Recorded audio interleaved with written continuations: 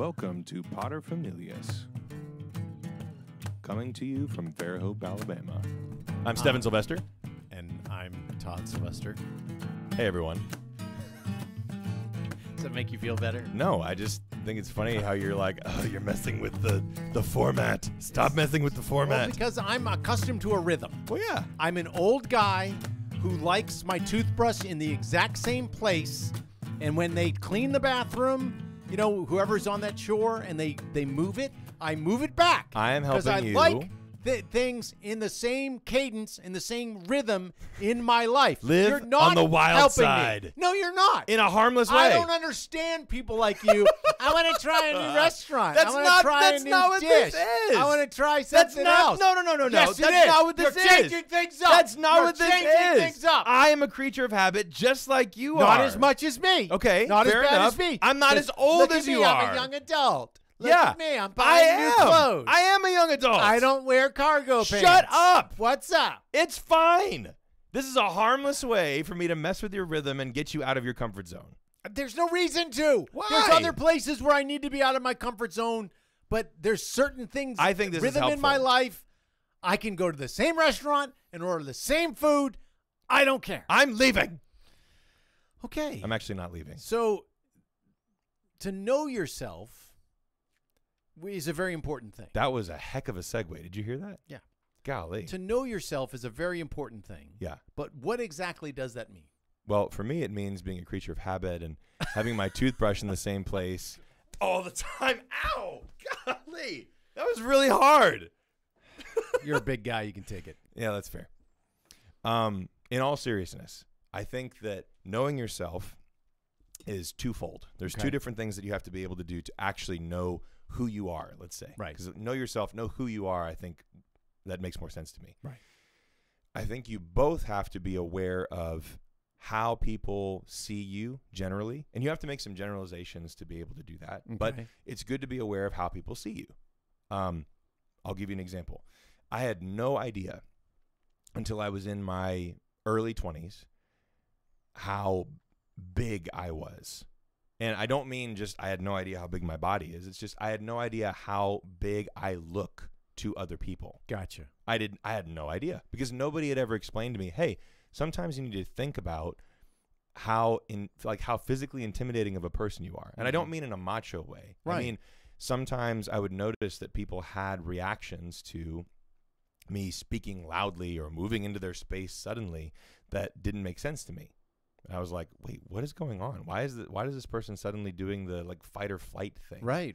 And I had to be aware of like, oh, people see me completely differently than how I think they do. Gotcha. And so you have to first understand how people see you, just Okay. generally speaking. Okay. And that's going to be different for everybody. But it's good to understand it. Not only is it going to be different for people, it's going to be different in different circumstances. Yes, exactly. And You you know, can also change that. But when you walk into the first grade classroom, oh yeah, for sure. we're So all there's- going to scare those kids. There's some things that are very consistent like that just Yeah. because of, the general category that you fall into. But it's also good to know, and again, you have to make a generalization or a lot of them to understand this. You have to ask people for their honest opinion or just be good at reading the room.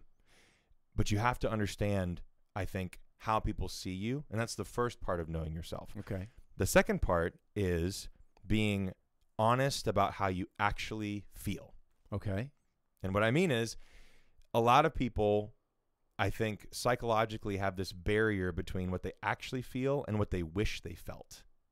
All right. Explain. So there's, like, have you ever taken those surveys before for personality tests? Yeah. Okay. Yeah. And it says at the beginning, and this is something that I read, and it stuck out to me as being pretty profound for a number of different reasons. But at the very beginning of the personality test, it says, answer as you actually would, not as you wish you would. Oh, yeah.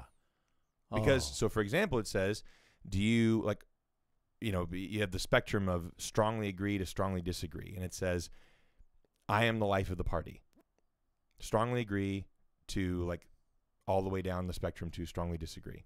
And I was thinking well, the way that I want to answer this is completely 100% different. agree. Completely different from how I actually Right. would answer this question. And so that's what I mean when I say know how you actually feel about things and not how you wish you felt. Good. Right? That's so good. Know how people see you, know how you actually feel instead of how you wish you felt. That's awesome. And then to not see, because some people have the tendency to beat themselves up over their faults. Yeah. I recognize my faults, and maybe I should feel a little bit worse about them at times than I do. Maybe. Because I just kind of recognize them and go, okay, this is stuff that I'm dealing with, and I know I've got to deal with it probably for the rest of my life. But some people beat themselves up and deal with scrupulosity over things. I mean, they're just browbeating themselves over and over again. It's like, calm down. Right. You know, there are certain struggles in our lives that we've just got to deal with, and there's certain things that in our lives to put up safeguards to keep ourselves out of maybe serious sin, and that's fine. We got to do those all that things. stuff is good and healthy, though. Right. It's not like there's anything wrong with that. But Right. But part of knowing how you actually feel is being able to be truly vulnerable, because a lot of people can't even do that. Like, you can't even access, like, how do I actually feel about this? And people's honest answer would be, I don't know. Well, that's kind of silly. No, think about it. Yeah. Most people's honest answer to certain questions about how they actually feel about something is, I don't know. But that's what I'm saying. If they're feeling anything, they should be able to get in touch with those feelings. They should. And they should, because I think someone would say, I don't know, because they don't want to answer. They don't want to come to grips with that. One time I was walking with a youth group kid, and they were talking about their struggles and everything. And in the conversation, it said something. I said something, and they turned to me and they go, well, Todd, what sin are you capable of?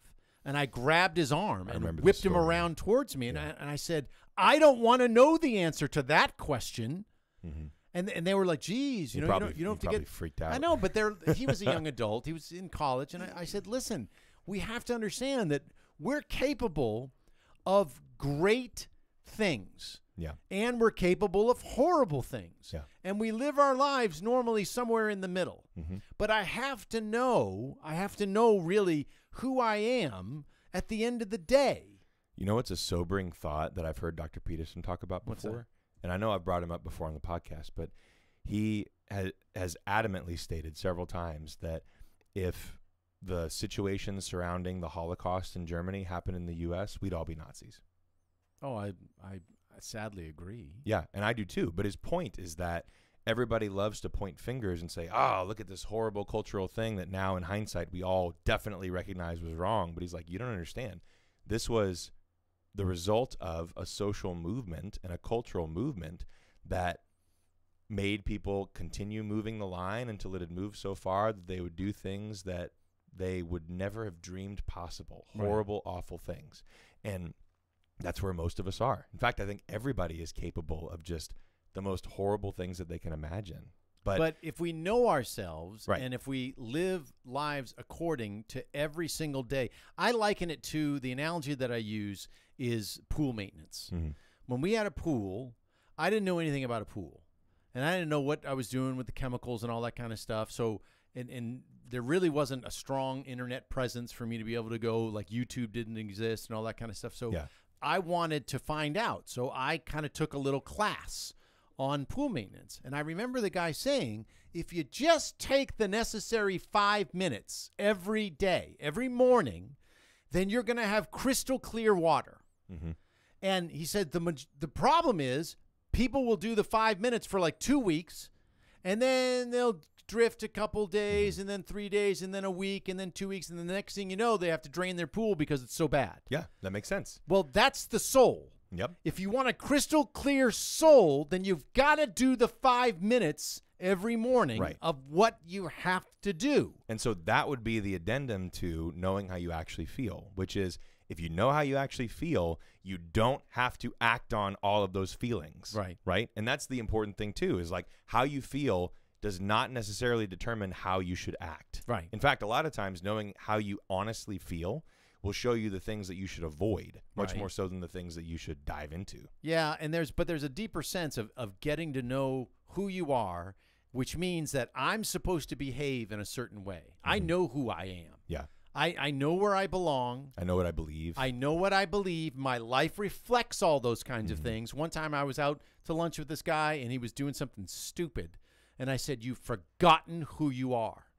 And he got really mad at me. And I'm like, listen, the only reason why you're mad is because I'm calling you out. Yep. I'm shining a light, and you're like a little roach, and you're running for the corner now. Yep. And there's no reason to do that. You just admit it, face the music, turn around, and let's keep trudging up the mountain. It's not easy. It's not, but You know. I know where I'm going.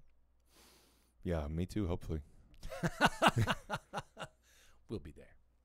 Thanks so much for listening to Paterfamilias. Thanks, y'all.